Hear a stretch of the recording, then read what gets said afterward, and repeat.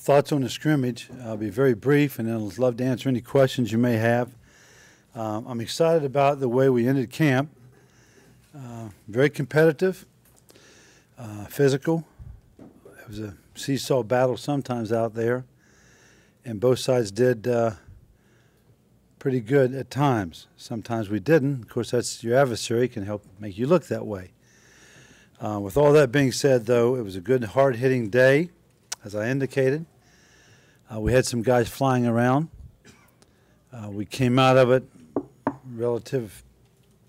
pretty good injury-wise, from what I've gathered right now. It may be a surprise, tomorrow when someone gets up and there's a bump, but it was good. It was before somewhat of a crowd, which was you all and our donors, and excuse me, that was very good. And it was a hot day. Couldn't have had a better script for the weather. I remember 2 years ago, reminiscing, we had a very cool camp, very, very cool. Went into Greenville on a very hot, muggy, humid day, avoided a hurricane, and got a thrashing. So maybe with this heat this summer, that'll help us down the road sometime. First game against Coastal, I remember being in Huntington, 2-3 years ago. Wow, was that hot. 07, I believe. Very hot. So it was good. I'm happy that we came out of camp in pretty good physical condition, injury-wise. Coaches always like to see that. To be very honest with you, as I said, I wish I had 2 more weeks of camp. Get ready better. So that being said, I'd love to entertain any questions anyone may have. Bill, could you talk about the run game just from the 2 scrimmages and what you've seen from the backs and the line? I saw improvement today from scrimmage 1 running the ball.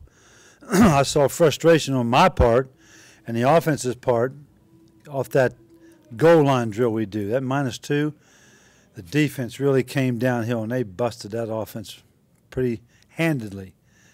So that's the only glaring spot right now that I'm concerned about, running the ball. I feel pretty good out in the field because we're quick and we can spread people. Then when we get down in the red zone, as you saw, I feel good with our motion, Jim, and our movement, which can cause people problems, and so that's very advantageous for us. I'm not pleased with the get off the goal line approach. Short yardage, I felt pretty good all camp, but I have not felt really good today about it. So we'll continue to do that. We'll do that this week in pads. We'll work on that. You spent a lot of time on that today, didn't you? Yeah. Go ahead, Mick. That's all right. Go ahead, Mick. No, I say you spent a lot of time coming out of it. More than I wanted, because I wanted to send a message. And frustration set in. One guy threw a ball. He had 15 stadium steps for each yard. He was penalized. It's frustration. And I went over and told our football team, I said, the only team that can beat you is you. And you're beating yourself right now by misfiring when we must get field position. You've got to come off the goal line and establish 2 first downs, or at least get out to the 25 or so.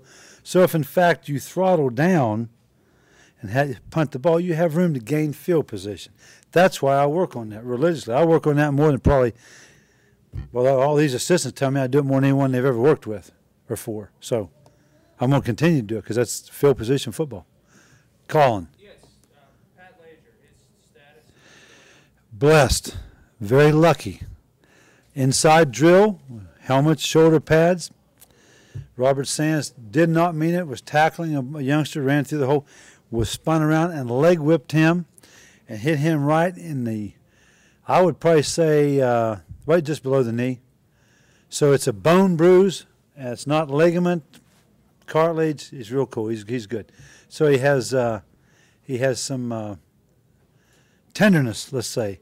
He should be back. You may want to ask Dave Kearns. I would think midweek to late week this coming week.